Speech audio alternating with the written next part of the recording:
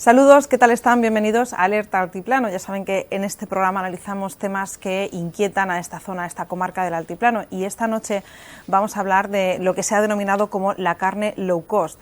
Lo hacemos porque es un tema que preocupa, porque esa carne llega al consumo, pero detrás de ello hay mucho más. En Yecla y en Jumilla ya saben que se ha luchado por el tema de las explotaciones, las granjas porcinas. Salvemos el Arabí hizo que el año pasado se paralizara la construcción cerca del Arabí de una granja, pero aquí en Jumilla ya hay una construida, y cerca de un paraje de una zona vecinal, La Celia, pues saben que colinda con otra comunidad autónoma donde sí que se han instalado diferentes grupos de granjas, todas del mismo grupo, y por eso esta noche vamos a analizarlo con diferentes invitados que ya tenemos aquí en el plató y a los que voy a saludar. Está con nosotros Alejandro Ortuño, de Salvemos el Arabí. Muy buenas noches. Buenas noches. Que por cierto viene casi de Bruselas, de estar de ahí un movimiento vecinal, más que me he apuntado yo, 52 entidades han estado allí hablando precisamente de los movimientos vecinales que han frenado o que protestan por la instalación de este tipo de granjas. Luego lo hablaremos con él. Junto a él está la presidenta de la Asociación de Vecinos de La Celia, esa zona de Jumilla muy afectada por el tema de las granjas porcinas. Muy buenas noches. Buenas noches. Ella es Katy González, que no he dicho su nombre. Y junto a él, ya saben que se lo presentamos en el primer programa, representa a Estipa, es Juanjo Bas, que también conoce este tema y sobre todo le preocupa desde el punto de vista medioambiental. Muy buenas noches. Buenas noches. Bueno, pues como le decía, vamos a hablar de lo que son las granjas porcinas. Es verdad que lo centramos mucho en las granjas porcinas, pero hay otros espacios de nuestro territorio español que les preocupa otro tipo de granjas. La que tiene que ver con las aves también. Son grandes explotaciones de animales que se instalan en unas zonas en concretos y que provocan diferentes problemas a los vecinos y más allá de la molestia de un olor, o un olor de las moscas que puedan acudir, que veremos imágenes impresionantes sobre esto.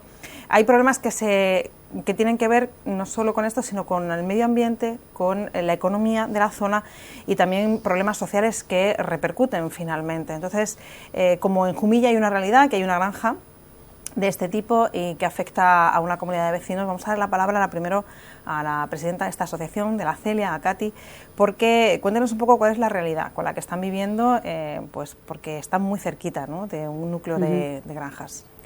La Celia está, la granja que tenemos en el término municipal de Jumilla, solo hay una.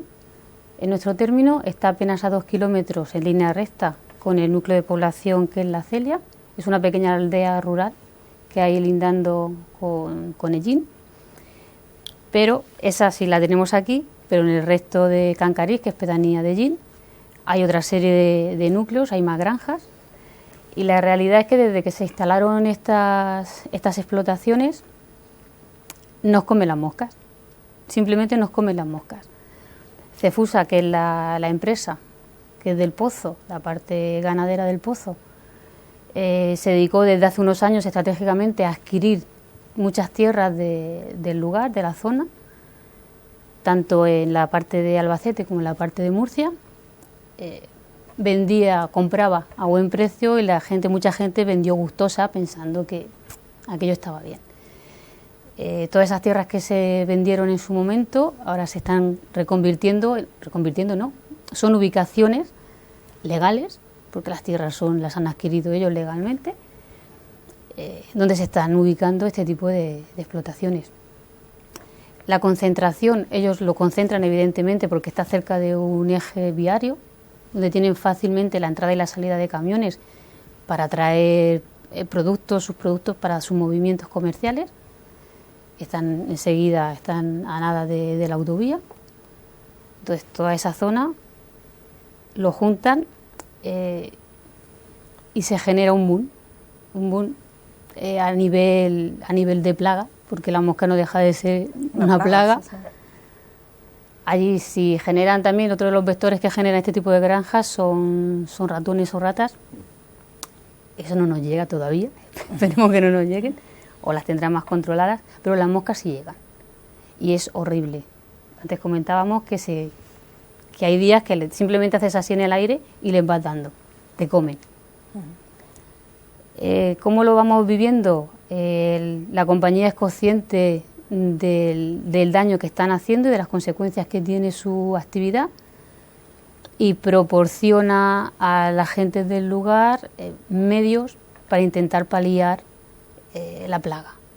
Los medios son fumigaciones, pasan un par de veces a la semana en época de verano, que es cuando en la Celia suele haber más movimiento de gente, porque son casas vecinales ya hoy día de veraneo. Antes era de gente que trabajaba allí, que cultivaba y vivía en la aldea, pero ahora prácticamente casi todo es de eso, de fin de semana, y la gente va a trabajar y se baja al pueblo.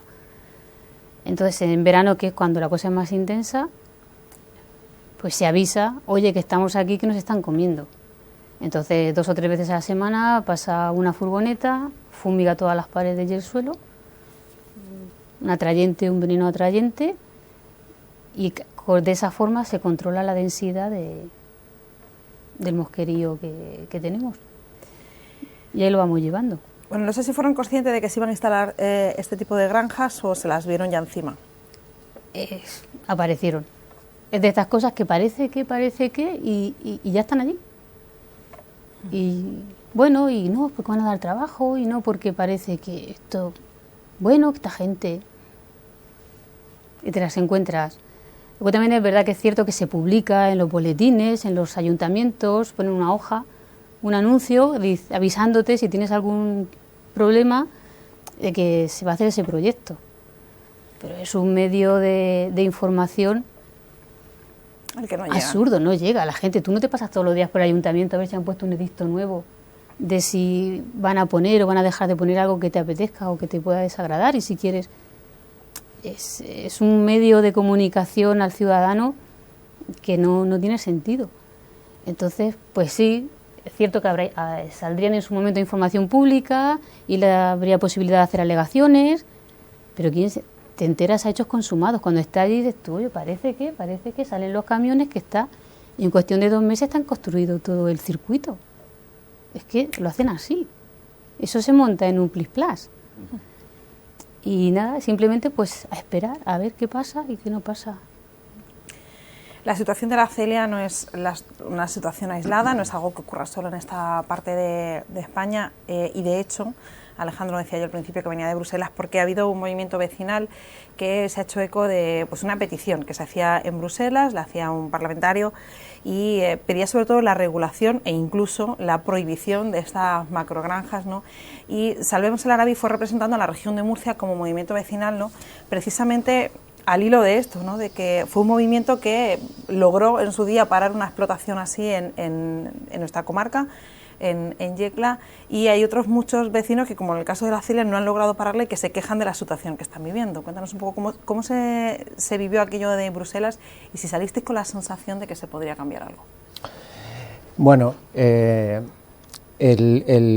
hecho de ir a Bruselas, más de 40 plataformas o movimientos vecinales de toda España prácticamente, con el apoyo también de organizaciones ecologistas, dentro de la coordinadora estatal que está organizando a todas estas plataformas, supone para nosotros, para la sociedad en general también, supone un avance en el sentido de que estamos llegando a la máxima institución europea y estamos diciendo, aquí hay un problema, necesitamos arreglarlo.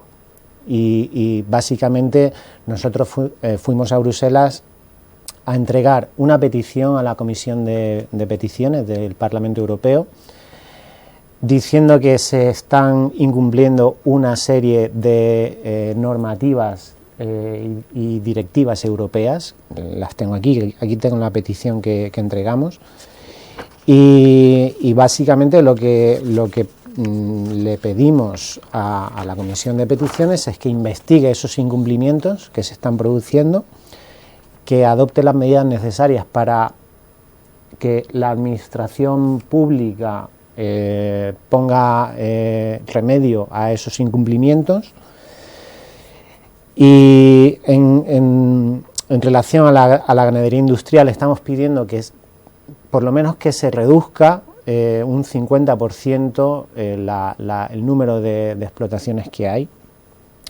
aunque es un sistema que antes o después se va a quedar obsoleto en el sentido de que no va a ser viable continuar con este sistema de cría intensiva de ganado, va a ser inviable totalmente, porque va a incumplir con todos los acuerdos internacionales sobre cambio climático. De hecho ya los incumplimos todos, y luego hace inviable la vida en los pueblos también.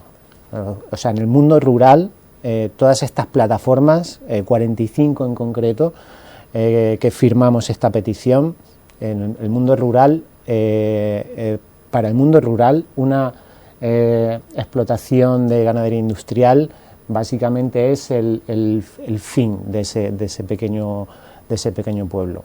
En Soria, por ejemplo, está planteada en un pueblo de menos de 200 habitantes, Noviercas se llama, está planteado un proyecto para construir la mayor explotación de vacas de leche de toda Europa, y uno de los 5 proyectos más grandes del mundo. Es decir, o sea, un proyecto de unas dimensiones totalmente inabarcables para el mundo rural, ¿no? Entonces, bueno, básicamente esa fue la petición que entregamos. Y luego, por otro lado, tuvimos por la tarde una conferencia en la que tuvimos voz, todas las plataformas, se habló de cada comunidad autónoma, de cuál era la situación de cada región, y también intervinieron pues las organizaciones ecologistas, medioambientales, de bienestar animal, etcétera. Incluso los sindicatos, tanto UPA como COAG, se sumaron a nuestras peticiones, y bueno, UPA directamente fueron ellos los que dijeron allí en Bruselas que se tenía que prohibir la ganadería industrial. Directamente fueron ellos. O sea que es un problema que si no te afecta, si no entra dentro de tu vida cotidiana, pues a ti no te afecta. Tú vas al supermercado, compras la bandeja de carne, incluso si vas a una carnicería local, pues tú no preguntas, oye, ¿esta carne de dónde viene? ¿Viene de una granja familiar, sostenible, incluso ecológica, o viene de una macroexplotación? Es decir, esto no nos lo preguntamos a diario, y sí es verdad que nos lo deberíamos preguntar por todas las consecuencias que tiene, tanto a nivel medioambiental como a nivel de salud pública, porque si continuamos hablando, pues veremos que las repercusiones son enormes para la salud pública también. Luego entraremos en esos tipos de datos sobre lo que comemos, ¿no? Al final, que nos afecta a todos cómo se produce. Juanjo, medioambientalmente, ha apuntado un poco Alejandro, son granjas que son insostenibles por la repercusión que tienen para el medio ambiente. A lo largo del programa podemos ver una serie de fotografías que nos han aportado vecinos de la Celia, ¿no? Donde se ve pues cómo se hace ese tratamiento de los purines, ¿no? Que se vierten sobre grandes extensiones de tierras, ¿no? Y yo no sé si esas tierras luego son servibles para cultivar, desde luego cultivos autóctonos no, pero tampoco no sé si otro tipo de cultivo. Pues sí, mira, a nosotros lo que queremos es remarcar los problemas que citabas, afecciones, impactos que genera este tipo de producción de las macrogranjas, y realmente son varias, algunas muy directamente, como hablaba Katy, que lo sufren los vecinos de la zona, que provoca el despoblamiento o el malestar de la estancia en las zonas donde han estado siempre, pero luego hay otra serie de problemas que conviene que la ciudadanía los conozca, porque como decía Alejandro, vas al supermercado, no tienes esa información, pero tendríamos que tenerla para descartar ciertos productos que podemos considerar que son más perjudiciales o menos. También nos gustaría tratar las posibles alternativas. Una asociación naturalista, en cierto modo, cuando nos sumimos a alegaciones de ciertos proyectos, estamos en la obligación de también plantear las otras opciones, ¿no? El no negarnos rotundamente, aunque es un papel directamente de la Administración, pero de ofrecer esas alternativas. Y luego, pues nos gustaría también hablar de otros problemas que hay porque chocan con zonas protegidas, en este caso en la Celia hay una zona de especial conservación que si se pretende y la Administración entiende que hay que dedicar esfuerzos y recursos para protegerla, pues hay que evaluar también acorde con la afección que puede generar en esta zona, en concreto hacia especies como puedan ser los quirópteros, los murciélagos, que es donde se encuentran en este CES de las minas de la Celia. Dentro de los impactos más graves, pues han salido ya, ¿no? Algunos quizás hacia la salud y quizás lo que pueda llegar más directamente porque son los verdaderamente graves. Pero no podemos olvidar otros, como puede ser en qué condiciones estamos produciendo carne, porque realmente se podría ver como una producción de carne, se hace sin ningún tipo de sensibilidad. Los animales se encuentran en situaciones, en muchas de las ocasiones, muy lamentables. Pudimos ver, aunque pueda ser en su mayor exponente, pero pudimos ver en un programa de televisión hace poco de Salvados, el título, un reportaje cómo se encuentran algunas granjas de precisamente el mismo grupo de producción que nos trae al caso aquí en la zona de Jumilla. Y directamente en Jumilla, pues hablar también de que hay una granja solamente, hay una granja a la cual no ha tenido, por ser una sola, no ha tenido que someterse a esa evaluación en la que se pueden contemplar ciertas medidas que atenúen las afecciones, pero es muy previsible, puesto que poseen propiedades y tierras en esa zona, aunque se aumente y por lo tanto el problema sea mayor y se generen más impactos. Bueno, como hemos puesto sobre la mesa varios puntos, vamos a ver un vídeo en el que se habla precisamente de este tema, ¿no? Decía que hacían así con las manos y recogían las moscas, porque es impresionante, ¿no? La granja está, decía, a 2 kilómetros, ¿no? de la Celia, más o menos, y la mosca, que es un vector y además transmite muchísimas enfermedades, pues viaja a 2 kilómetros y llega a núcleos de población como la Celia, donde recogen, y valga la redundancia, con un recogedor la cantidad de moscas que se quedan en el suelo una vez que se han tratado las zonas con insecticida, que esa es otra, ¿no? Me imagino en estipa, ¿no? El insecticida que se utiliza para eliminar todos esos insectos y que, bueno, pues no sabemos qué repercusión podrá tener sobre el medio rural, ¿no? El medio ambiente. Vamos a ver ese vídeo y enseguida lo analizamos.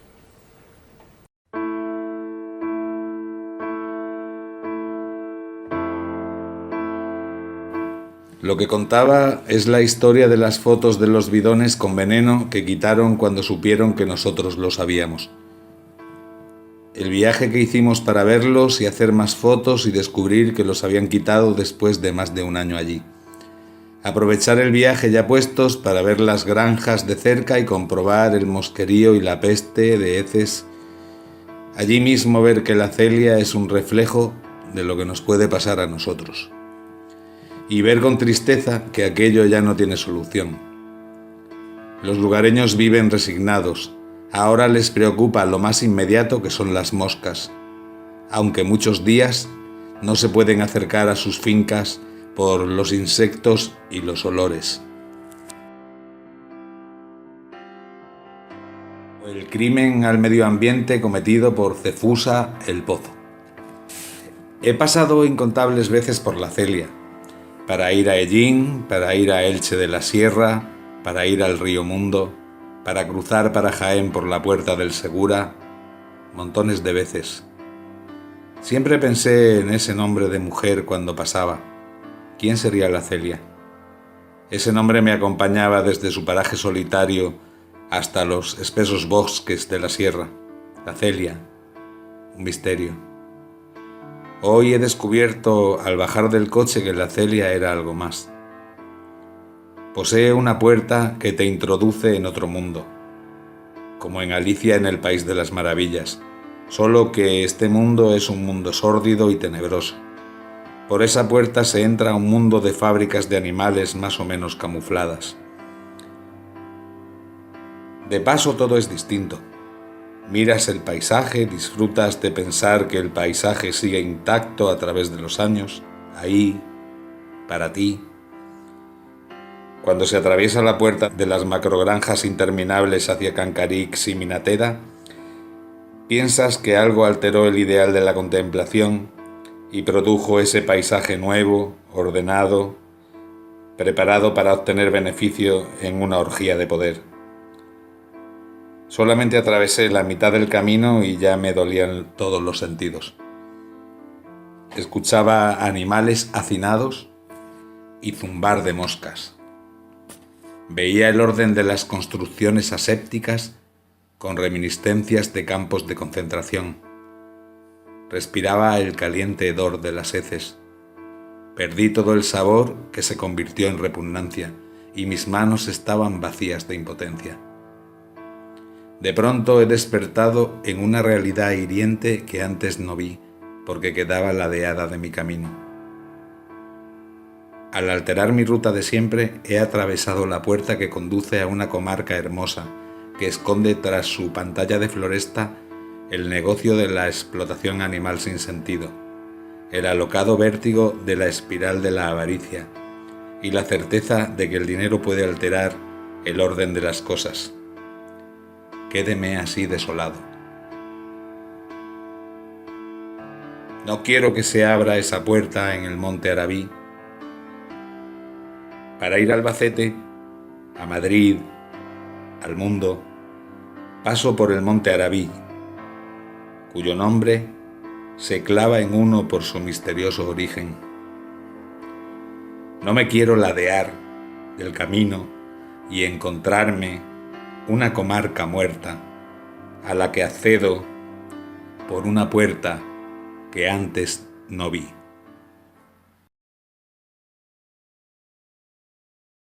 Bueno, el viaje al país de las moscas, ¿no?, es pues un reflejo, ¿no?, de lo que ocurre en aquella zona y de cómo esas granjas pues rompen con el paisaje y rompen con la sostenibilidad de la zona y sobre todo rompen pues con la estabilidad, ¿no?, porque al final, Katy, todos esos bidones que hemos visto se instalan para evitar que las moscas lleguen al núcleo de población, ¿no?, y os hagan más fácil la convivencia, pero yo no sé si es una solución, ¿no?, al final estar cazando mosca, matando mosca, para poder vivir en una zona.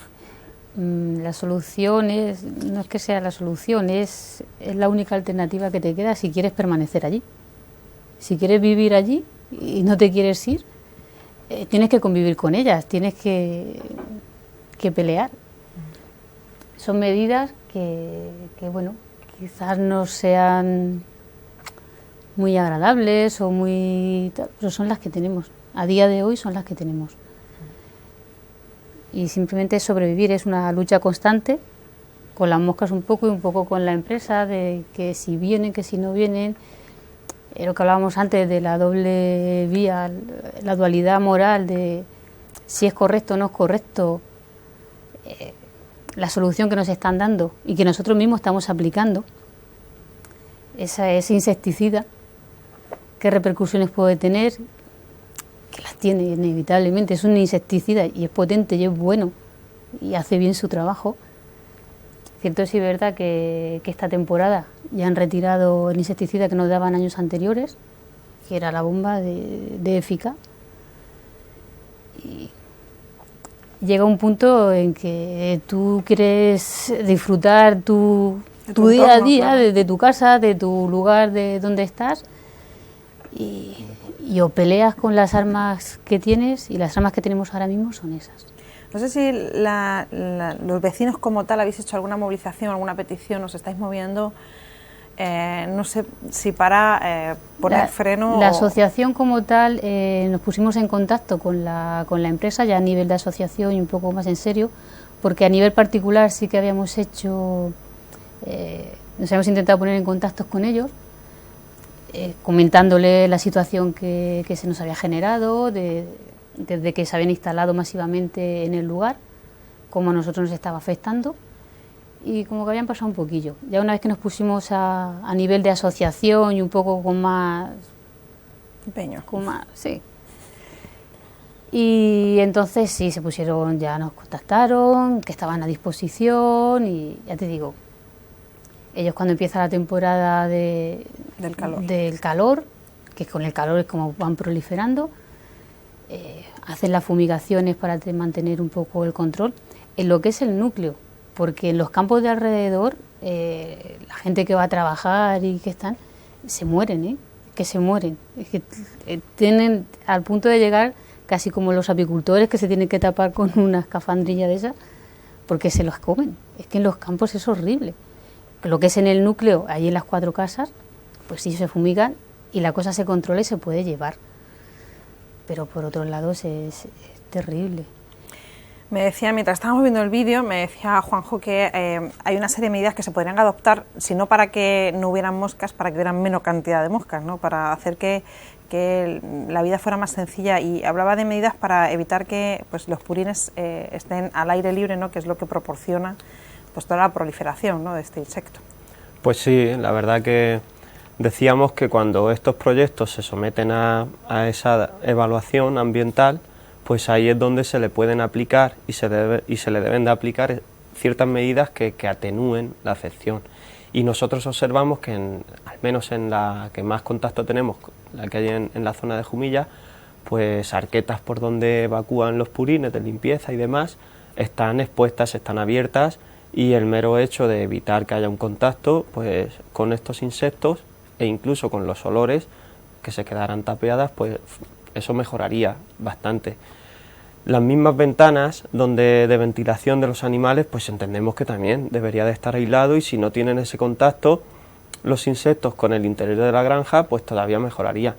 Y en cuanto al vertido ya de los purines, pues también hay sistemas que por lo visto la tendencia es que se exijan y se apliquen de una forma subterránea, en vez de que queden en superficie a modo de que siempre quedan charcos, porque además no es un líquido que enseguida lo filtra la tierra, forma como una especie de película en la tierra y dura bastantes días, y ahí proliferan los insectos. Pues son pequeñas medidas que no tienen un costo realmente alto, que si se sometiesen a esas evaluaciones, que no lo hacen porque van aumentando poco a poco y quedan exentos, pues se podrían aplicar.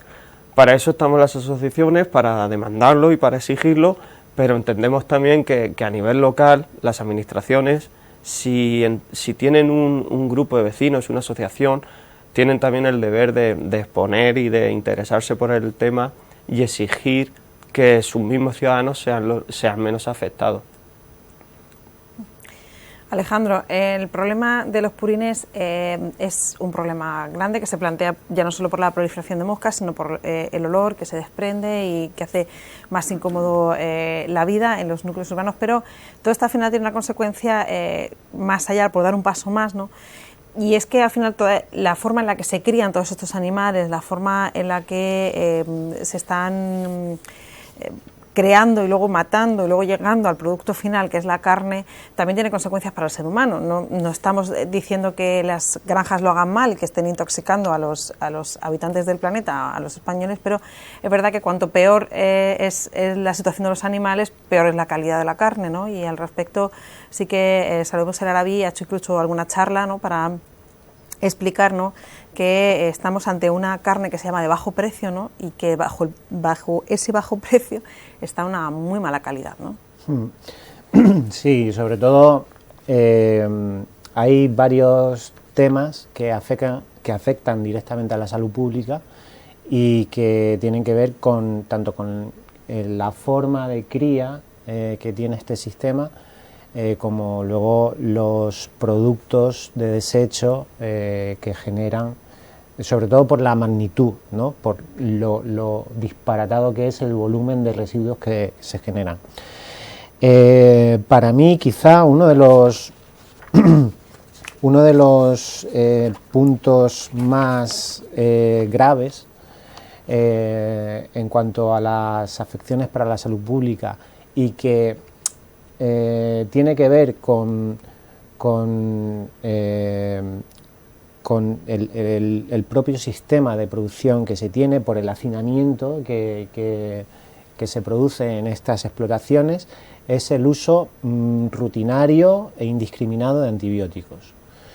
Y con respecto a esto, esto es un tema grave de salud pública, puesto que, por ejemplo, aquí tengo en Europa se contabilizan alrededor de 25.000 muertes por resistencia bacteriana a los antibióticos.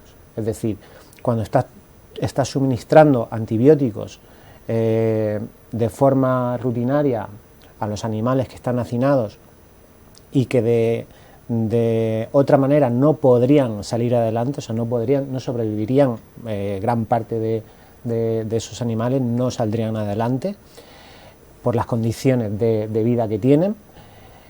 Ese suministro continuo de antibióticos hace que se desarrollen bacterias resistentes a esos antibióticos. Y ese problema lo tenemos también los humanos. De hecho, ya sabemos todo lo que nos dicen, que no tenemos que tomar antibióticos si realmente para un resfriado, ¿no? Es decir, si no lo necesitas, no lo tomes, y porque así prevenimos precisamente este fenómeno. Bueno, pues esto en las granjas industriales es a diario. A diario están sobremedicando a todos los animales porque si no se mueren en esas condiciones. En España se venden 3 veces más antibióticos que en Alemania para el uso de las granjas, es uno de los datos que hemos podido aportar. Sí, en España se utiliza hasta 3 veces más que la cantidad que utiliza Alemania, por ejemplo, pero son 7 veces más de lo que recomienda Europa. Y España es el consumidor número 1 de antibióticos de Europa, es decir, somos uno de los países que más antibióticos consume de Europa. De todos los antibióticos que se consumen en España, creo recordar la cifra, aproximadamente el 60% va a la ganadería industrial. Precisamente por lo que estamos diciendo, por el uso rutinario que se le da a los animales. En España, las muertes derivadas por resistencia a los antibióticos está calculada en torno a 3.000. Es decir, 3.000 personas cada año mueren por este hecho. Y aquí da igual que comas carne o no comas carne, yo no como carne, pero yo me veo afectado por este problema. Porque si hay una bacteria que se hace resistente a esos antibióticos, y no hace falta que consumas la carne, porque te puede tocar. Y si te toca una bacteria de esas y no hay manera de acabar con ella, pues aquí están los datos. O sea, es un problema terrible. Y desde Europa, recientemente, se está intentando legislar el uso de antibióticos, este uso indiscriminado de antibióticos, pero lo que se está dando ya y que posiblemente se dará, aunque se legisle esta regulación de antibióticos, lo que posiblemente se dará y que ya se está dando, por ejemplo, en Aragón, los compañeros de la plataforma de Aragón me lo decían, es que hay un mercado negro de antibióticos. En Aragón ya hay un mercado negro de antibióticos, es decir, nos los prohibís, vale, pues vamos a suministrarlos por otra vía. Por lo tanto, esto es gravísimo, es un problema para mí alarmante, porque estamos jugando a nivel biológico y no sabemos las consecuencias que esto va a tener. Por lo tanto, es uno de los problemas, como digo, para mí más importantes, pero no el único, porque, por ejemplo, estábamos hablando de los purines, de la contaminación de las aguas por nitratos. Hay decenas de pueblos en toda España que no pueden beber agua de la zona porque están contaminadas por nitratos. Y eso es un peligro para la salud pública. Y luego el tema de que los purines se almacenan en balsas, en grandes balsas que son de decantación, que se van acumulando en esas balsas y se va evaporando. El purín es una mezcla que es medio líquida, porque es la mezcla de los orines y de las heces y de los productos de limpieza que utilizan en las instalaciones y de todo, ¿no? O sea, la rejilla del suelo donde están los animales es una rejilla, metálica. Y en la parte de abajo, ahí va corriendo todo hacia la salida de la nave y va pasando por un determinado circuito hasta que llega a las balsas de purines. Las balsas de purines se va evaporando el purín y lo que se evapora no es ni más ni menos que amoníaco. España, lo tengo aquí, fue una de las cosas que también pusimos. Estamos incumpliendo el nivel máximo de amoníaco desde el año 2010 ininterrumpidamente. Es decir, y además somos el único país de Europa que no solo reduce, sino que aumenta el nivel de amoníaco. Y el nivel de amoníaco, el 94% de las emisiones de amoníaco declaradas procede de la ganadería industrial. Pero es que luego el producto de degradación del amoníaco, bueno, se acidifican los ecosistemas por el amoníaco en el ambiente, se multiplica en la creación de micropartículas en suspensión, pero es que además el producto de degradación es óxido nitroso, que es un gas con un efecto invernadero muchísimo mayor que el CO2. ¿Qué pasa con el CO2? España, aumentando, en el año 2017 aumentó más de un 4% las emisiones de CO2. Si añadimos el amoníaco y el metano, estamos creando un problema similar al de la contaminación por todo el transporte y por la combustión de los combustibles fósiles. De hecho, a nivel mundial, la cifra que se estima es que lo que contamina la ganadería industrial es equivalente a todo el transporte mundial. Es decir, aproximadamente un 14% de todas las emisiones de gases de efecto invernadero, un 14% es ganadería industrial. Y ahora se están tomando medidas, se quieren tomar medidas para reducir los combustibles fósiles, que me parece bien, pero no se habla de ganadería industrial, no se habla de este problema. Al revés, este sector está muy mimado, muy cuidado y se incentiva. Parece que está en el campo y como el campo es sano. Claro. Yo voy a preguntar a Katy, si somos conscientes, ¿no?, que detrás de una explotación intensiva, Juanjo. Mira, te voy a dar un dato, perdona que me cuele. Resulta que cuando se hace evaluación ambiental, como comentabas, este tipo de instalaciones, se hacen las consultas a las administraciones afectadas y a los interesados, y uno de los departamentos a los que se les consulta es a la Oficina de Cambio Climático. En los informes que están emitiendo la Oficina de Cambio Climático para este tipo de actividades a nivel regional, no pasa nada. Sucede que el informe dice que se compensa con la cantidad de abono que se evita fabricar artificialmente, químicamente. Como ya se genera el abono por lo que producen las granjas, que está compensado. Entonces no ponen ningún tipo de medida para compensar esas emisiones, eso. Pero ese abono, perdóname que pregunte, ¿ese abono que se produce a través de las granjas se utiliza para abonar tierras? Lo que se produce en las granjas ahora mismo es un desecho, no es un recurso. Si se produjese un abono de calidad, el subproducto, ese derivado, sería un recurso, sería vendible y la gente lo querría tener. Ahora mismo lo que se está generando es una ruina. Nadie quiere que se le eche eso a sus tierras.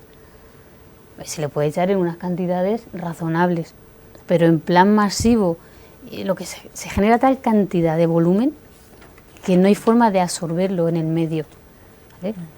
Entonces, realmente no se está generando un abono de calidad que deje de que fabricarse, compense con lo que pueda fabricarse en otro sitio.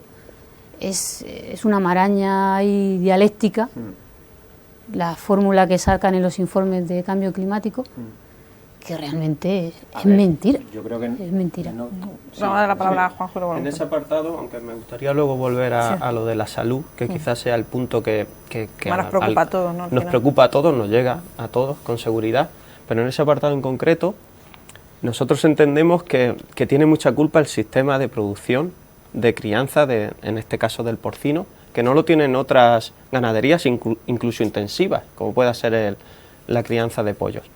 El porcino, como hablábamos, se cría sobre rejillas y esa mezcla de líquido sólido, de agua, de productos de limpieza, pues genera tal volumen que lo que hablaba Katy es inasumible. Por eso necesitan aportar tanta superficie en propiedad o que tengan posibilidad de aplicar esas tierras para darle salida. Y luego habría que ver el control que se hace sobre esas aplicaciones y el efecto acumulativo que tiene sobre las tierras y sobre los acuíferos. Pero el hecho de producir sobre una rejilla, el efecto es muy grave en comparación quizá como se produce un producto de calidad que también es porcino, que son las dehesas, y aunque no fueran las dehesas, en el campo. O sea, el hecho de que se exigiese un número de cabezas por superficie que se criasen sobre la tierra, en esa a la que aplican luego los purines, y se hiciese ya sin la necesidad de lavar rejillas, de echar productos de limpieza, pues mitigaría bastante. El sistema de producción del porcino yo creo que debe de ir enfocado, a día de hoy es el que es, pero debe de ir enfocado, ganaría en asuntos de bienestar animal, evitaría la aplicación de tantos antibióticos por el hacinamiento que tienen los animales y realmente produciría seguramente un beneficio ambiental mayor el que los animales se encuentren de una forma más, no extensiva, pero sí semi-intensivos en parcelas mayores que las tienen porque necesitan tener esa propiedad para aplicar en los purines y por ahí ya reduciría bastante el problema. Yo quería volver también a lo de la salud y la contaminación porque ha salido muy bien el tema de los antibióticos, es un problema gravísimo, sale a la información pública, sale en las noticias, hace poco salía ese problema, pero no podemos olvidar que enfermedades también que nos han afectado a las personas, que no las tenemos tan lejos como pudo ser la enfermedad de las vacas locas, la encefalopatía espongiforme bovina, la gripe aviar, que no hace tanto, la listeria, todas estas enfermedades surgen de la ganadería intensiva, de ese sistema de producción que utiliza piensos superintensivos, hormonados o medicados, como se le quiera llamar, y que hemos tenido problemas de salud muy graves. La enfermedad de la gripe aviar se quedó al final en menos de lo que parecía, pero en un primer momento parecía que iba a ser muy dramática. Y bueno, no hablemos de las vacas locas, que aunque hace más tiempo, pero aunque generó poco daño a los humanos, fueron unos casos muy aislados, sí que ha tenido una repercusión, que ahora aquí entramos a otro punto, sobre la biodiversidad. De golpe se consideró que todos los países miembros de la Unión Europea tenían que los cadáveres, los restos de animales, tiene las siglas, las SANDACH, tendrían que gestionarse a través de incineradoras, eliminarlos por quemarlos, cosa que ha supuesto un coste enorme. Los ganaderos, algunos de ellos extensivos, que no tenían problemas ninguno con enfermedades ni con aplicación de este tipo de piensos, pues tenían que acogerse a unos seguros que en un alto porcentaje lo pagábamos todos los contribuyentes. Pero sobre la biodiversidad hizo que de un día para otro hubo una normativa, una legislación en la que aves necrófagas tipo buitres y otras muchas rapaces o incluso carnívoros terrestres que tenían un recurso sostenible que de golpe no tenían acceso y se generó un problema con los buitres y bajaron las poblaciones de forma drástica. Hubo que aplicar alimento suplementario porque son especies protegidas y las administraciones tenían la obligación de conservar. Pero es un problema que lo ha generado todo, tanto hacia la salud de las personas como hacia la biodiversidad, este tipo de producción que debemos exigir que vaya cambiando poco a poco. Pues al respecto de las enfermedades, ahora enseguida le doy la palabra a Alejandro. Hay un médico que vive aquí en el Altiplano que hizo una charla precisamente sobre cómo está afectando todo este tipo de cosas a nuestra salud, y hemos extraído algunos vídeos sobre su conferencia, ¿no?, en la que hablaba precisamente de enfermedades que nos se pueden derivar de la ingesta de carne que no es o no está criada de una forma pues como es habitual, la ganadería, pequeños ganaderos, ¿no?, que crían a sus animales de la forma que se hace tradicional, sino que proceden de ganaderías intensivas y se tratan, como decía Alejandro, con antibióticos. Vamos a ver al doctor Vivancos. En términos de salud y seguridad alimentaria, los productos y los subproductos agropecuarios son una categoría muy susceptible a la contaminación de patógenos. Patógenos son gérmenes, ya que pueden transmitir enfermedades de los animales a los humanos, zoonosis, como hemos definido antes. La Organización Mundial de la Sanidad Animal, equivalente a la OMS, Organización Mundial de la Salud Humana, estima que no menos del 60% de los patógenos, es decir, de las bacterias, virus y demás que ingresamos los humanos y que nos enferman, proceden del crecimiento de granjas o del crecimiento de animales. Y el 75% de las enfermedades de reciente aparición son enfermedades de tipo zoonótico, entre las cuales tiene que ver mucho la mosca, como pueden comprender. Es bien sabido que toda una serie de enfermedades humanas son de origen animal, como por ejemplo la gripe, la viruela, la tuberculosis, la brucelosis. Muchas de estas enfermedades pasaron de los animales al hombre. Vamos a ver, yo te hago una pequeña historia de lo que es un cerdo de estábulo de este tipo. Es un cerdo diseñado genéticamente para engordar.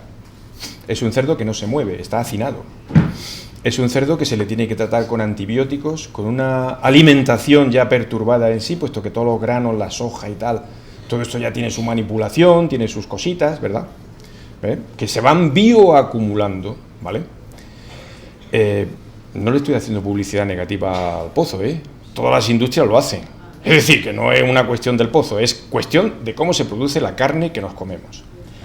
Yo no como carne de esa, yo como carne ecológica, no es mucho más cara. ¿Por qué? Precisamente porque, siguiendo con este razonamiento, esta carne está estabulada, tiene más grasa saturada, tiene unos músculos que están contaminados por pesticidas, probablemente para matar las moscas y otros insectos, tiene posiblemente acúmulo de antibióticos que no se pueden eliminar. Se elimina lo que se puede, lo que no se queda dentro de la célula. La célula es un almacén de todos los detritus y de todas las sustancias tóxicas que van acumulando el animal a lo largo de la vida. Pero es que por si esto fuera poco, es corta vida. Luego tenemos el procesamiento de estas carnes. Si es un jamón, tenemos garantizados los nitritos también para conservar la carne. O sea que más nitritos todavía. Aquí nos los vamos a comer directamente. Si es una mortadela, eso ya ni es carne ni es nada. Eso he revisado el tema con enzimas proteolíticas, que son enzimas que cortan las proteínas, ¿verdad? Se coge todos los tegumentos, toda la carne, todos los tocinos, todos los pelos, todas las tripas, todo, se mete en un gran depósito, se procesa, se le ponen potenciadores del sabor y colorantes y nitritos y se vende a un bajo precio. La verdad es que tiene baja calidad. Alimentar a tus hijos con eso, pues no mola. Bueno, ya lo han escuchado, enfermedades que son del animal y se traspasan al hombre a través de la ingesta, ¿no? A través de los vectores, ¿no? En este caso hablábamos también de las moscas, y algo también muy importante y es la calidad de los productos cárnicos, porque ya no hablamos de carne, sino de productos cárnicos que alimentamos. Estamos poniendo sobre la mesa cosas que se hacen mal, pero mientras veíamos los vídeos me decía Katy, pero se pueden hacer bien, ¿no? Es decir, hay cosas que se pueden hacer, se pueden tomar una serie de medidas o unas mejoras técnicas se pueden hacer para que al final las cosas se hagan mejor y pues estas granjas sean sostenibles y puedan producir carne, no sé si mejor y de más calidad. Enseguida le digo la palabra a Alejandro, que antes no se la daba. Katy. El tema de las medidas que se pueden tomar, hay una directiva europea que es de 2017, donde se publican las mejores técnicas disponibles para el sector intensivo porcino, entre otros. Algunas de esas medidas técnicas, las mejores técnicas disponibles, son muy fáciles y muy sencillotas, y como antes comentaba, ¿Por qué no se cubren las arquetas? ¿Por qué no se cubren las balsas? ¿Por qué no sé qué? Todo eso está y se supone que es de obligado cumplimiento. Solo dejan de ser de obligado cumplimiento cuando por razones técnicas, económicas y no sé qué, son inviables, cuando estás pidiendo un Potosí. Pero las medidas que comentaba él antes, por ejemplo, no son nada del otro mundo, y más para compañías de este nivel, como es Cefusa, que vamos, no es un pequeño señor que tiene 20 cerdos ahí, es un señor que tiene miles y miles de animales. Y tiene una producción y una logística y un rendimiento económico, y son medidas que tal. Leyendo las medidas así un poco más detenidamente, por ejemplo, las balsas recomiendan que siempre que se pueda que se cubran de una forma o de otra. Dan varias alternativas, que sea rígida, que sea semirrígida, que sea con especies de pajas, dan distintas opciones. Quería, porque estaba pensando, que ponen esas medidas, por ejemplo, para las balsas de los purines, que siempre están asociadas a los complejos de las granjas, que luego en la ortofoto se ven súper bien ahí las balsitas negras, pero en cambio cuando vierten los purines al campo, ¿ahí qué hacen? Si luego en verano, cuando pasamos por la carretera que va hacia Cancarís, se ve, en verano es que es cantoso, que son espejos negros, tú vas por la carretera y los ves venir. Cuando haya pasado el tractor hace poco, o como decía, de un día para otro, es que permanecen ahí, porque el campo está tan saturado además que no percola con facilidad. Aparte de que el purín es como un blandiblue ahí raro, no es agüilla solo, tiene consistencia. Entonces no percola fácil, no se cuela rápidamente, y además como son campos que están tan saturados, la tierra no le cuesta absorber, ¿no? Entonces pasas y son espejos negros. Esto es que es la bomba. Entonces hay medidas, sí que hay técnicas, las mejores técnicas disponibles para hacer, pero no las acatan, no las hacen. No se ponen y no son tan difíciles.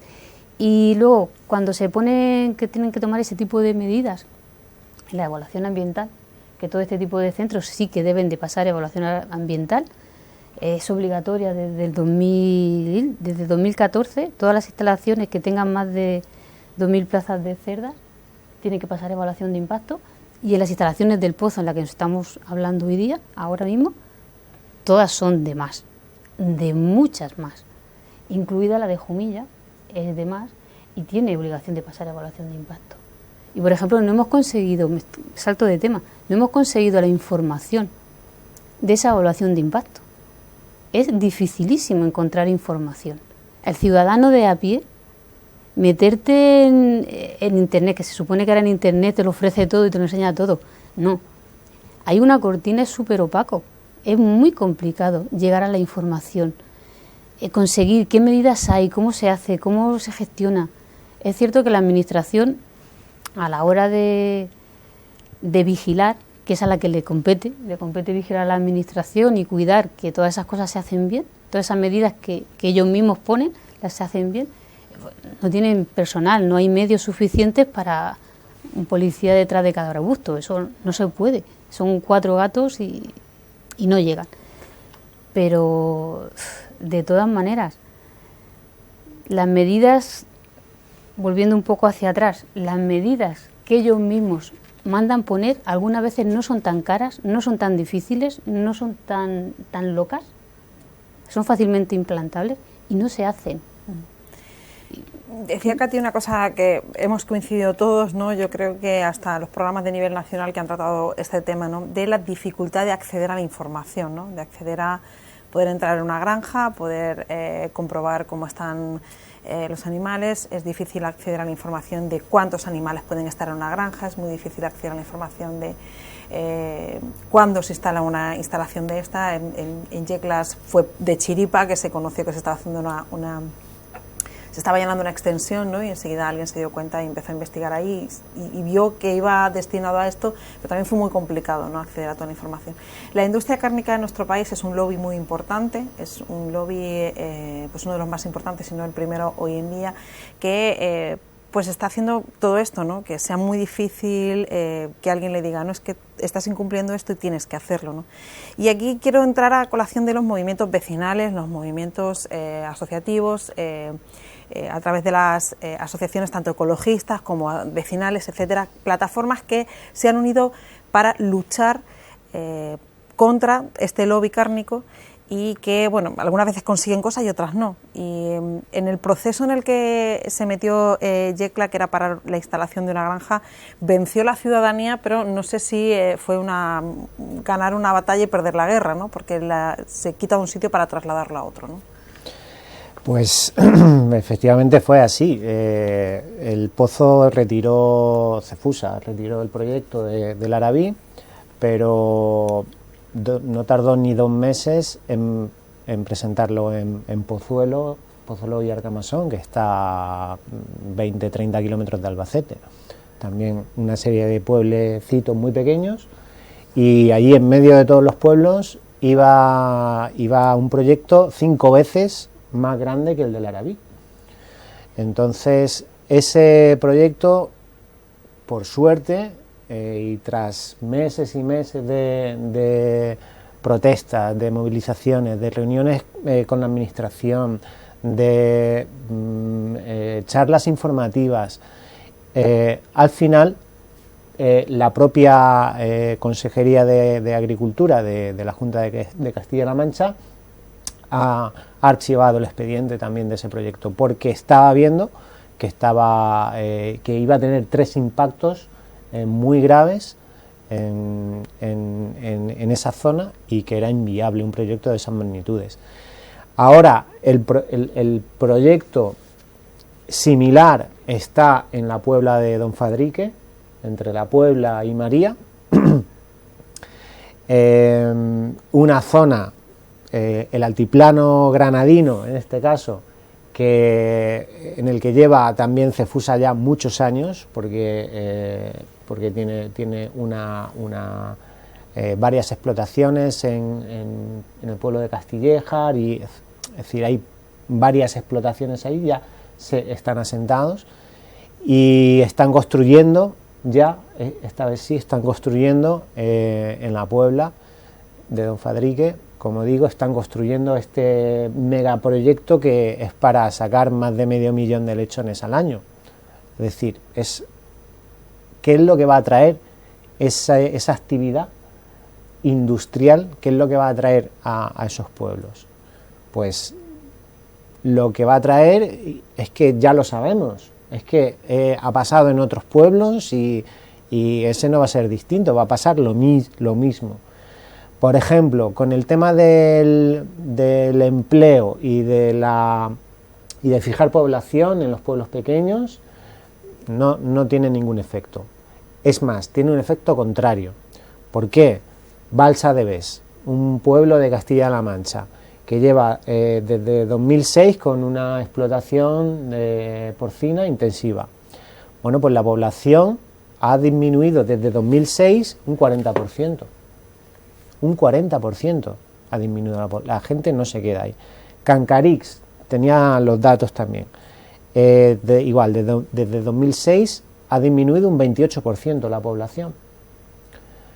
Y Castillejar, que es el pueblo este del altiplano granadino, un 17 o un 18% ha disminuido la población. ¿Sirve para fijar población? No. ¿Sirve para crear empleo? Crea algunos puestos de trabajo, entiendo, tanto directos como indirectos, también entiendo que habrá algunos puestos indirectos, pero no se contabilizan cuántos se destruyen, porque no olvidemos que esto es una industria muy contaminante y, por ejemplo, el turismo rural es inviable en un pequeño pueblo donde hay una explotación de este tipo, porque ¿quién va a ir ahí? Y el que vaya, ¿qué va a decir cuando vuelva? No vayáis allí, que allí no se puede ni respirar. O nos comen las moscas, nos comieron las moscas, ¿no? Es que yo me imagino eso y yo no iría. O sea, yo no me voy a ir a hacer turismo rural a un pueblo donde tiene una mega explotación porcina de 100.000 animales, no se me ocurre. Igual que digo turismo rural, digo turismo enológico o arqueológico o cultural, cualquier tipo de, incluso cualquier tipo de actividad agrícola productiva, cuando quieres hacer las cosas de otra manera, quieres hacerlas de forma sostenible, ecológica, te va comiendo y al final no puedes desarrollarla bien, porque tiene pues todos los impactos que estamos hablando y bueno, y luego sobre todo el tema del agua, que es un tema central en nuestro programa, ¿no? El hablar del agua, pero es que la ganadería industrial, aparte de consumir mucha cantidad de agua, tiene el peligro de que la puede contaminar. Entonces, lo pones en una balanza, los pros y los contras, y los pros son muy pocos para la población y hay muchos impactos negativos para la población del mundo rural y no compensa de ninguna manera. Juanjo, yo, aparte de lo que me quieras aportar sobre este tema, quería también introducir algo nuevo porque se nos está yendo el tiempo, y es que estamos hablando del consumo de carne. Este programa no quiere decir a la gente que deje de consumir carne, eso es una opción personal, cada uno decide qué comer cada día en su casa, pero es verdad, y lo decía el doctor, ¿no?, que él come carne, pero come carne que provienen de otro tipo de granjas, ¿no?, de granjas ecológicas, granjas sostenibles, granjas tradicionales, ¿no? Esto es una forma también, hay que apostar por este tipo de granja y sobre todo fijarnos que yo creo que parte de este problema lo generamos también los consumidores, ¿no? Cuando vamos a la carnicería y queremos que un filete de ternera, un filete de cerdo o un kilo de cerdo nos cueste muy poco dinero. Pues sí, a ver, lo que venía diciendo Alejandro es cierto. Voy a remarcar solamente ese único beneficio que se le supone de la creación de puestos de trabajo. Eso ya lo descartamos, porque esos kilos que se producen, esa producción, estás evitando que se produzca de otra forma, que se podría producir de una forma más sostenible, más el ganadero del pueblo, que ese sí que es el que ayuda a fijar la población y a generar un empleo local y a permitir que vivan la gente en los pueblos, que tenga recursos, que tenga médicos y que tenga escuelas y demás. Pero bueno, eso es un tema muy extenso. La producción de alimentos de calidad, pues está demostrado. Lo dan esos productos ecológicos, esos productos que aunque no lo sean ecológicos legalmente con su certificado, hayan sido producidos de una forma más sostenible, de una forma extensiva o semi-extensiva. Está demostrado que tienen menos niveles de medicamentos, de antibióticos, pero luego hay otros muchos. Los animales, como hablábamos antes, se utilizan, entre comillas, se utilizan para dar una carne de mayor calidad y se encuentran en un mejor estado. Normalmente las instalaciones son más amplias, me viene a la cabeza, no sé, lo que hablábamos de ahora que estamos en época de montanera, del cerdo ibérico, pero directamente de la cabra murciano-granadina en Jumilla y en Yecla, que o sale todos los días o tiene un parque normalmente al aire libre, tiene más metros cuadrados en los que... Y además pues produce un producto de valor con sus denominaciones de origen, como el queso albino, bueno, los quesos de la región de Murcia. Yo tenía ahí, en cuanto a esos beneficios de la ganadería ecológica, pues una serie de puntos que ya he citado, pero también pues se encuentra en una sintonía con el entorno, porque antes citábamos los subproductos animales, pues precisamente puede ayudar a que ciertas especies protegidas, los cadáveres que quedan en el campo, en determinadas zonas, no hay por qué tirarlos cerca de población ni nada, pues aprovechen ese recurso y ayude a conservar también las especies, que algunas de ellas atraviesan situaciones complicadas y precisamente por las restricciones que vinieron hace años. Además, también un punto muy importante nos viene luego en los apartados de sucesos de todos los telediarios cuando empieza la primavera-verano, que son los incendios forestales. Un terreno en el que la carga de combustible baje porque existe una ganadería que esporádicamente puede salir de una forma sostenible a pastorear. Hoy en día cada vez más difícil encontrar ganados en el monte porque quedan muy pocos. pues ayuda a prevenir los incendios forestales, ¿no? Que es un problema que está en auge y que lo sufrimos y que está causando ya en la zona mediterránea problemas muy graves de riesgo hacia las personas. Pero bueno, también tenía la conservación del patrimonio, ¿no? Ahora, esta semana se presentaba un libro, Cayetano Herrero hizo sobre los aljibes, pues eso iba vinculado al esparto, pero también hacia un uso, el uso ganadero, ¿no? Y un patrimonio, una cultura que ayuda a conservar y a que no desaparezca. Bueno, podría decir otras muchas. Conserva razas autóctonas, razas que se han adaptado a estos terrenos, que combaten esas enfermedades, pero además se adaptan a la escasez de agua, a los periodos de sequía, de frío, cosa que la ganadería intensiva pues utiliza animales superproductivos, pero que luego exigen que se les trate de otra forma. Y bueno, pues sobre todo también hay un apartado que es en la educación ambiental. Cualquiera de nosotros nos gustaría ir a esas granjas escuelas, que los niños tuvieran un contacto directo con los animales, que sepan de dónde vienen los productos de los que se alimentan, que sean de la forma más saludable y que se enseñe también ese respeto también por los animales, que a pesar de que consumas animales, pues que sean o que hayan vivido y que produzcan una carne de más calidad y de menos impactos hacia el entorno. No sé si es posible, no sé si se prohibieran este tipo de granjas, pensáis que puede llegar a esa realidad, que se pueden llegar a prohibir, y sobre todo, no sé si el daño ya está hecho, en el sentido de que pues en poblaciones como en la Celia no le ha tocado de lleno, el que no está al lado del núcleo poblacional, pero sí que hay terrenos que ya se han comprado, donde ya se han vertido purines, y no sé si todas esas zonas pues ya serán recuperables en un futuro, ¿no?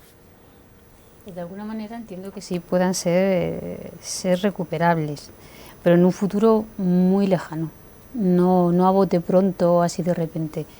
Este mercado que se ha formado, eso no va a desaparecer, ni tiene visa de desaparecer a corto plazo, ni a medio.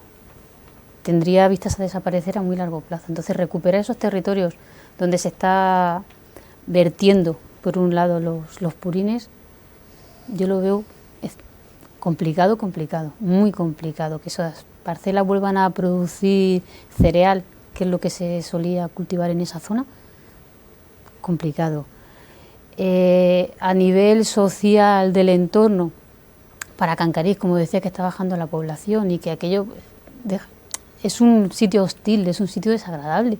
No da gusto pasar por allí con el coche, con las ventanillas de madre mía, no se puede, es muy desagradable. Entonces, recuperar esos sitios es complicado. Al hilo de eso, en la Junta de Castilla-La Mancha, en el Tribunal Superior de Justicia sí que se están ganando juicios contra evaluaciones de impacto que se han hecho para instalar este tipo de granjas, porque no se han hecho pertinentemente, porque no se han tenido en cuenta la voz de los vecinos o de asociaciones, porque no se han tomado todas esas medidas, porque no se han hecho cosas, y están ganando juicios y están tumbando las evaluaciones de impacto. Yo cuando leía alguna de estas noticias pensaba, ¿serán zonas recuperables? Pero ¿qué pasa? ¿Qué pasa cuando tú ganas un juicio de una evaluación de impacto? ¿A que vuelve? No cierran, se llevan los animales, desmontan y se ha acabado. No, se reinicia una evaluación de impacto. Entonces, en la siguiente, pues sí que les pondrán las cubiertas a las balsas y que harán no sé qué, pero la gente no se va. Es un negocio tan rentable y, como decías antes, es un lobby tan fuerte que no se van. Entonces, recuperar esas zonas es extremadamente complicado. Una de las maneras que veo yo donde se puede reconvertir o reorientar un poco el sistema es a través del planeamiento local, del planeamiento municipal. Entonces, Jumilla tiene un planeamiento ya de hace bastante antiguo, no sé qué tiene, por lo menos 14 años o sí, por ahí. Cerca de los 20. La revisión quedaría pronto y de hecho estamos exigiendo una revisión por este asunto y por otros que hemos tratado en otros programas y que son entonces, problemas que se deberían de regular desde ahí. Una fórmula para intentar evitar en el futuro y controlar un poco el presente, quizás no. Yo entiendo que necesariamente debe de pasar por las entidades locales. En Lorca, por ejemplo, el problema de Lorca, eso es brutal, ¿no? Pero el ayuntamiento sí que ya están tomando cartas en el asunto y están sacando normativa para intentar frenar. Bueno, allí ya un poco tarde porque están totalmente colapsados, pero por lo menos, jolín, algo. Entonces espero que en el Ayuntamiento de Jumilla, en la próxima revisión de planeamiento, vayan tomando nota de lo que se les puede venir, porque lo tenemos en la misma frontera. Es que no estamos está en frontera. Nos separa una raya, ¿no? Nos separa una raya. El término municipal de uno de otro, ¿no? Estamos a una raya de una barbaridad, de una auténtica barbaridad. Y yo que sé, que por las 4 perras que te den la licencia de obras, el proyecto y no sé cuánto, que pueda entrar al ayuntamiento, te renta lo que vas a ganar por lo que te va a generar de problemas. Y ya somos conscientes del problema que sufre la Celia en concreto, pero los propios vecinos, los que trabajan las tierras, evitan ir en ciertos momentos en los que el viento va en una dirección. Son problemas que la administración local debe de conocer y debe de evitar que se instalen estas instalaciones, al menos en tu territorio. Exactamente. Para concluir el programa, me gustaría una última reflexión. Como acabáis de hablar vosotros dos, le vamos a dar la palabra a Alejandro y luego os paso el turno, ¿no?, para que concluyáis un poco sobre este tema. Quedaría para un programa mucho más extenso, ¿no?, porque quedan muchos puntos a lo mejor sobre los que analizar. Pero bueno, creo que más o menos hemos tratado por encima la problemática, ¿no?, para concienciar, porque yo creo que todo pasa por eso, ¿no?, por concienciarnos, ¿no?, porque sean precisamente los vecinos de las poblaciones los que de alguna forma presionen, ¿no?, a sus corporaciones municipales, a sus gobiernos para que esto dé un giro. Alejandro. Bueno, yo por un lado creo que es crucial que toda la ciudadanía se informe de cuáles son los impactos objetivos. No vamos a entrar aquí en dramatismos, pero cuáles son los impactos objetivos. Los datos objetivos son apabullantes y realmente que se ponga en una balanza lo que he dicho antes, ¿no?, cuáles son los beneficios y cuáles son los perjuicios de este tipo de ganadería industrial. Y en base a eso, pues que cada uno dentro de sus posibilidades, pues que reduzca el consumo de carne, que compre carne de mejor calidad, a ser posible ecológica o de una producción familiar y que se sabe que es de confianza, que es sostenible, etcétera. Y luego, en la medida de las posibilidades también de cada uno, pues que se interese porque la administración de tu pueblo pues haga todo lo posible por limitar este tipo de explotaciones. La administración de tu pueblo, la administración regional, a donde puedas llegar, porque al final nosotros fuimos a Bruselas y desde allí se crean los marcos y las directivas para muchas políticas, para todas las políticas sociales, medioambientales, etcétera, y precisamente es la PAC, que la política agraria común, que no hemos tenido tiempo de hablar de ella, pero sí es cierto que es responsable, junto con los tratados de comercio internacional, los que han de alguna manera propiciado y empujado este auge de la industrialización tanto de la ganadería como de la agricultura también. Entonces, cada uno en la medida de sus posibilidades, que se informe de manera objetiva y que pues actúe en consecuencia a esa información, a esos datos, y entre todos yo creo que tendremos que ir cambiando hacia otro modelo, porque, como he dicho al principio, es insostenible y antes o después se acabará, se tendrá que acabar, porque si no será o colapsará, es, ¿no? Claro, o ese tipo de ganadería o nosotros. Katy González es la presidenta de la Asociación de Vecinos o de la Comunidad de Vecinos de la Celia. Para concluir, porque allí es una realidad, ¿no? Hemos hablado de que puede ser, pero allí ya es una realidad. Pues así un poco para concluir, volviendo un poco a ideas ya dichas, los que vivimos esa realidad te debates un poco entre el bien y el mal.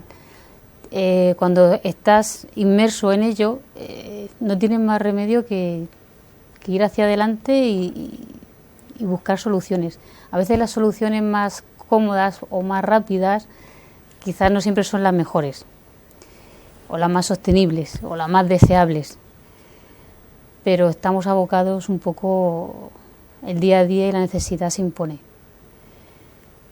¿Cómo cambiar de dinámicas? No se ve fácil, no se ve fácil. A nivel de ciudadano, incluso a nivel de un poquito de asociación, o los grupos son grandes y ya empiezas a meterte en plataformas como Estiva o el Arabí. Necesitamos unirnos para crear fuerza. A nivel individual no somos nadie, no somos nadie, es todo muy difícil.